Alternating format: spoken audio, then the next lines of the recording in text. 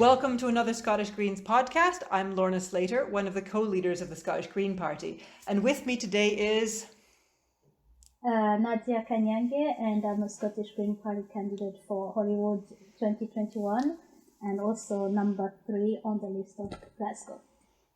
Thank you so much for joining me on the podcast today. So this is one of a series of podcasts that I'm doing on Scotland Can, thinking about a positive future for what we can build Scotland into. There's so much negativity in the world, so many things that we might try and get away from or that we don't like, but we need to know where we're going. So we need to have a positive picture of the future so that we can build that for our children and for ourselves. And so that's what this series of podcasts is about. But before we get into our main topic, Nadia, so we have a very similar position on the list. I am number 3 on the Lothian list for Holyrood elections next year, and you're number 3 on the Glasgow list for Holyrood elections next year. So in May next year, if the election is held on time, people of Glasgow will be voting for you. So can we learn a little bit more about you? Can you tell us a little bit about your work, for example?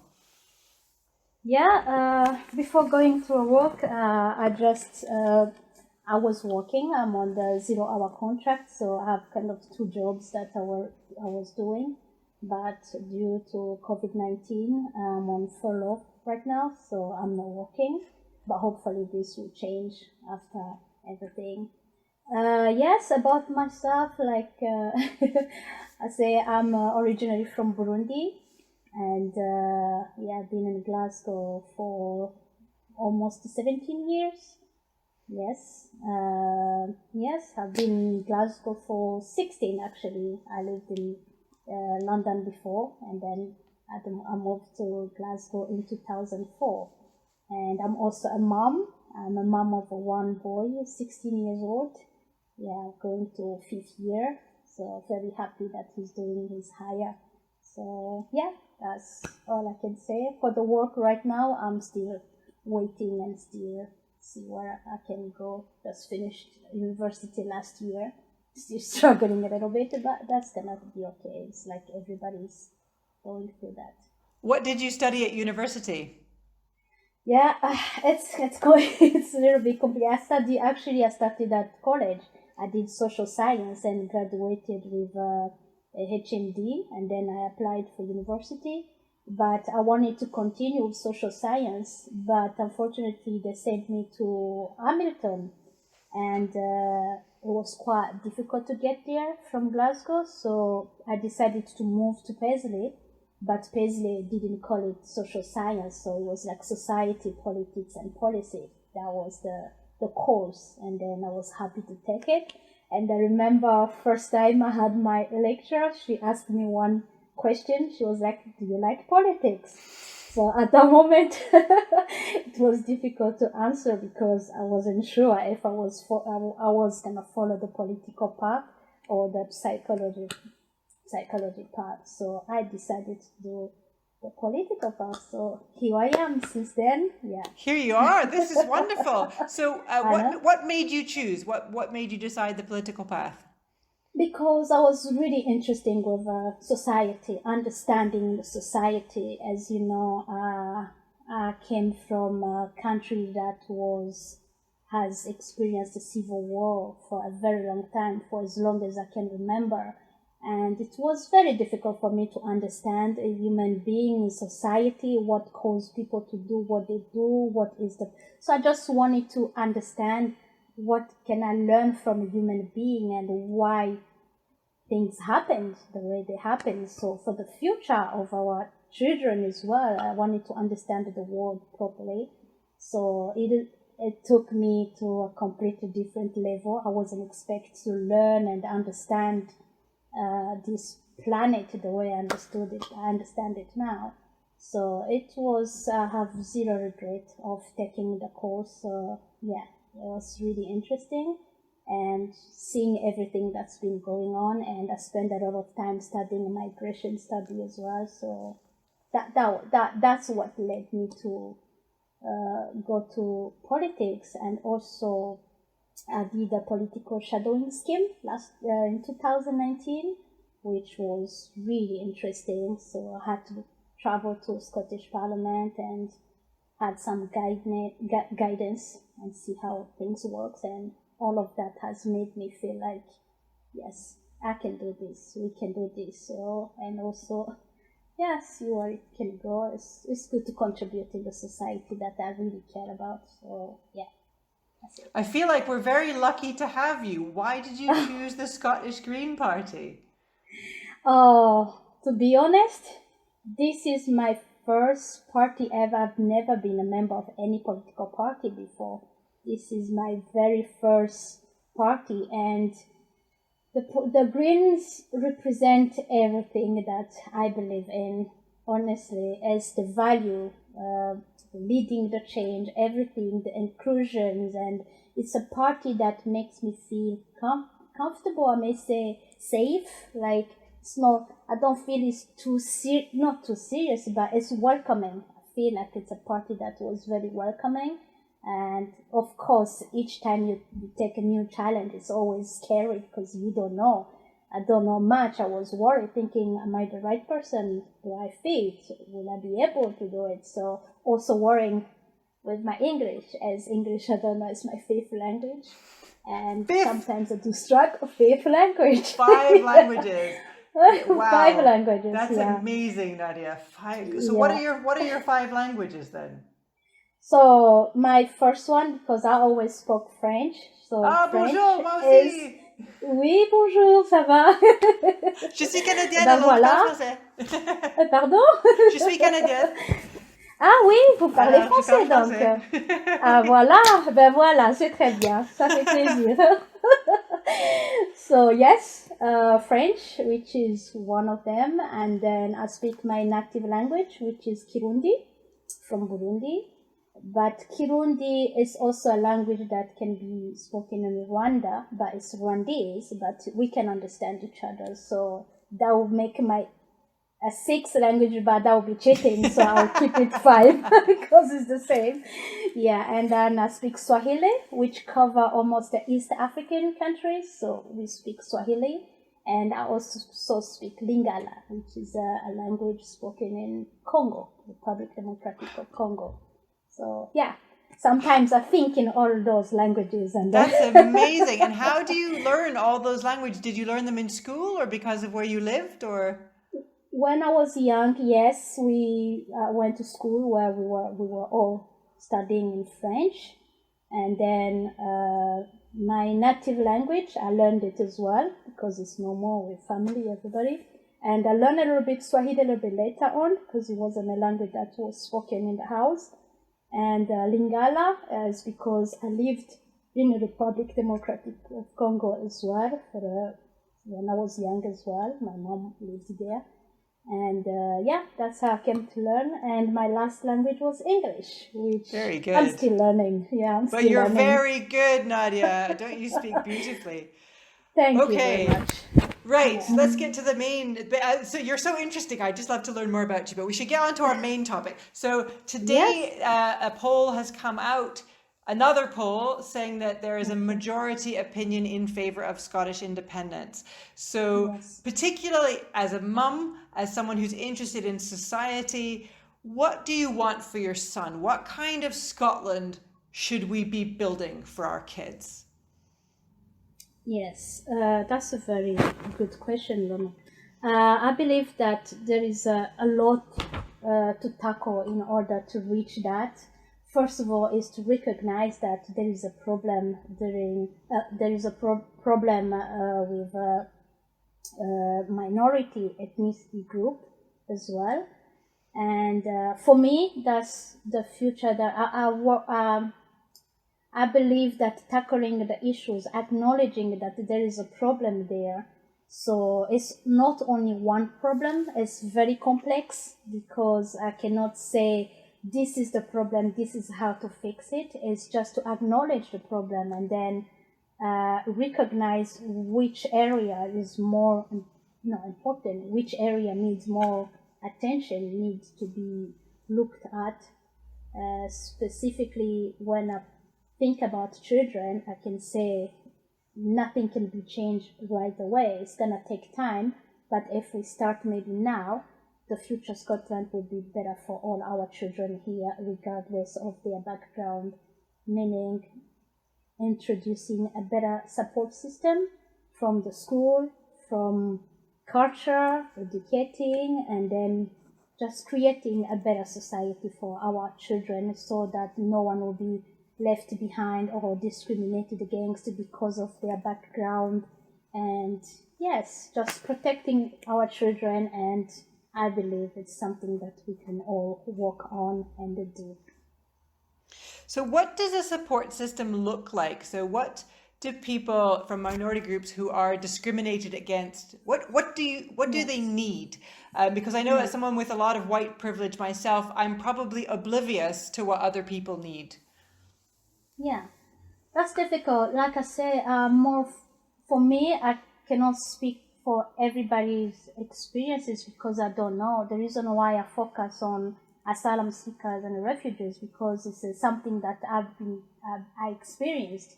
So, for instance, if I look at that one, I could say the integration is to support like parents or children from refugee parents, or like I say, language can be a problem. There is a lot of issues that can come from that, meaning when parents are struggling to get a job because of all these barriers, language or skills and everything. So it can be very difficult for kids to deal with that, to deal with both situations at home and also embracing their Scottish lifestyle. So I believe children should be protected at school, looking at their needs, a system that will be there to assist them to see how they are doing, if they are integrated well, if they are struggling, and also educating the parents who are going through that. I may say, when we talk about supporting a parent, they come with a different culture, a culture that is very difficult to use while raising their children in the Scottish culture, which is completely different from probably their different cultures. So is to recognize that. I really insist on not taking away people's culture. There should be a way of embracing both. You can be Scottish and enjoying Scottish and also accepting your culture, not taking it away. So there could be a system of celebrating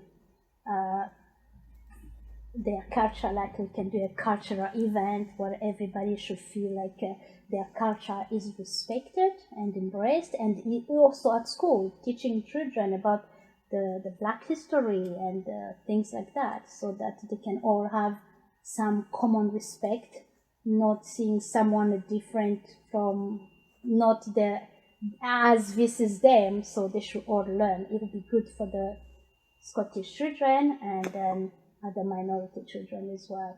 So I believe I'm not an expert on integration system, but I know we can work with different organizations, which we can we can deal with that and see what we can do to promote that and promote a better future.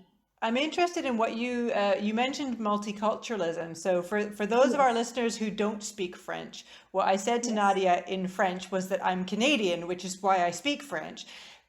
So Canada and America have many things in common, but one thing that we have is different is our philosophy around multiculturalism. There is racism in Canada. I'm not saying that there isn't, but the philosophy of our integration of our cultures is slightly different. So Canadians value multiculturalism. We respect that, well, nearly everyone in Canada is an immigrant because we committed genocide on all the people who lived there, but glossing over that for the moment because that's a huge topic. Nearly everyone in Canada comes from somewhere, and so in Canada we try to respect multiculturalism. You are a Chinese Canadian or an African Canadian, or you come from, everybody has links, and we try and keep those proud. Whereas the American tradition the way we tell it in Canada, is more of assimilation. Once you're in America, you're American, and you will be American, and you must. So I have heard people say, oh, multiculturalism doesn't work. But I think it does work, because I grew up in a place that I believed that it worked. But, you know, that's me with my white privilege. Of course, I thought the system worked. The system worked for me. So what is your view on multiculturalism? Do you think it works? Is that what we want for Scotland? Yeah, I'm glad that you just said that, because as refugees, we have people that we know that are everywhere in the world. I can guarantee you that all refugees that are in Canada are kind of, we don't envy them, but we like how they are integrated. But for example, I'm from Burundi. In Canada, our young Burundians children have like a community, a dance club, and it's all Canadian from school, or like you say, multicultural. They embrace that, they sing, it's all over YouTube, and when you see that, it gives you a sense of pride. That's the only place I saw Burundian kids with a flag, a Canadian flag, and they are very proud of flagging it. And then you're like, this is the kind of society I would like my child to grow up in, like to be proud. Like it doesn't matter of your background. Yes, your parents are maybe not from here, but they're really, really, really happy, and they know that they can integrate. Like, for example, yeah, that's a very good thing. I do believe it works. I don't know who believes that it doesn't work. I would want to see that in Scotland specifically. So if we get an independent Scotland, that would be a very, very good technique or tactic or approach to take on. We can learn from others. Where does it work? Is the Swedish approach works? Is Canadian works? So that would be really good. It's a very, very good approach. I believe that it works, and we can learn from that. And then I think it works too, and I think part of it is feeling comfortable with difference, understanding that the person next to you in the shop has a completely different history than you, speaks a different language than you, celebrates different holidays, but we're all people. We're all in the shop because we need to buy dinner for our family. You know, is to look at what we have in common instead of what's different, and to find difference interesting and fascinating rather than frightening. And maybe it depends on how you grew up. I mean, I grew up in a very multicultural place. I was not, my classrooms at school were quite diverse. I was used to walking down my school hallway and hearing several languages spoken, so that has never seemed threatening to me. But maybe if you grew up in an all-white neighborhood, have never met anyone with brown skin, have never hung out with anyone who didn't celebrate your same holidays or who didn't speak your language, maybe that would be frightening. I don't know. Yeah, I think that's true. That's why I was saying it's really good to start that from early age as well, from children. The earlier you teach them that it's normal, it's okay to be around people that doesn't necessarily look like you or speak like you or act like you or dress like you, but they are still human beings. You are all going to the shops, like you say, you meet in public places, you use the same services. So I think it's important to, when I use the word unlearn, it kind of feel like attacking. I don't know, some people don't like that, but it's a best way to say, maybe to relearn. We are human beings. So by relearning, there's a lot of things I didn't know about the European culture, but I did give myself time to learn, integrating myself, doing things that I never done before. And this is how, by opening up, by speaking to people, by just accepting people, because I'm a human being. I have no right to judge another human being, who deserve this and who doesn't deserve this, as long as you are a person, respectable, but a human being that need to be respected. So there is a bad seed in all culture, all races, and we cannot just point the fingers on one race and saying, oh, these are bad, we are good. I feel like it doesn't work like that. Yeah. So that's actually the mindset that I have, to appreciate people for who they are and respecting them for who they are rather than what they look like. Yeah. So I believe that. Yes, I think I wish we were more than that. I wish we were more like Yeah. that. I think it would help Yes. to have more, particularly women of Yes. color, but people of color in general in our politics. It's something that I think all political parties in Scotland struggle with. We struggle with it. Is there something about what we're doing as a party or as a political culture that discourages ethnic minorities and people of color from joining in? How can we make ourselves more welcoming, more interesting?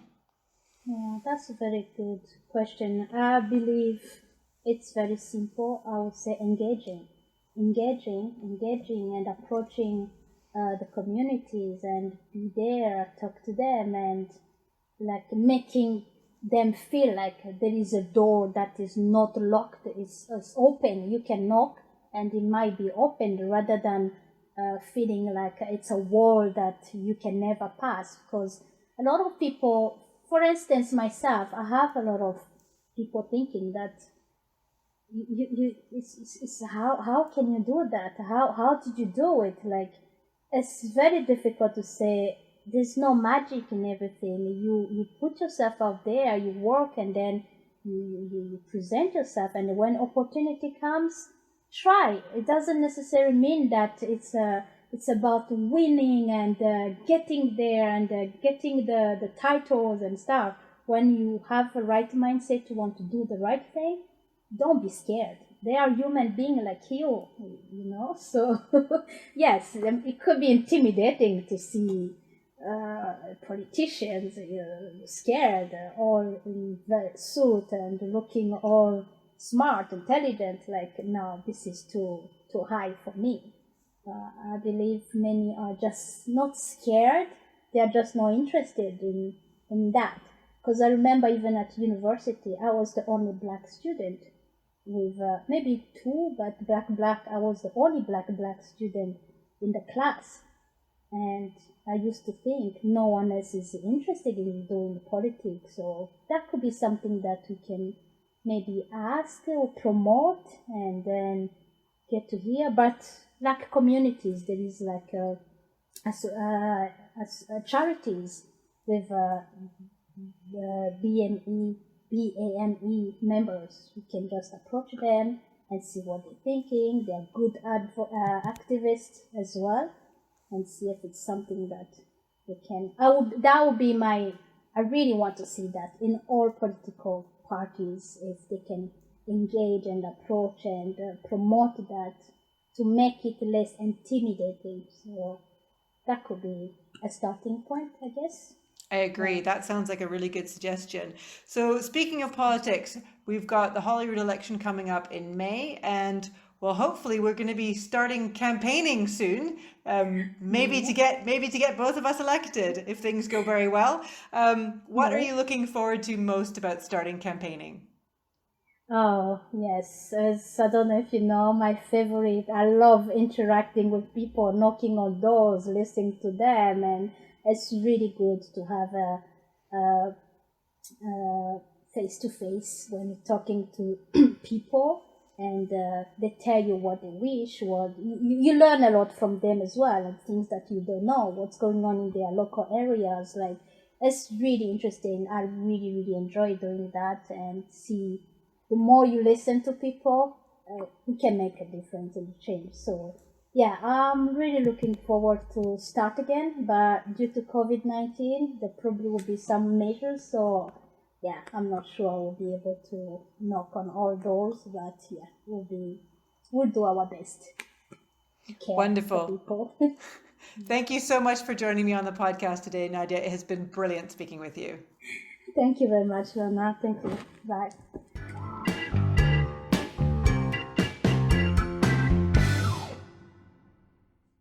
In the light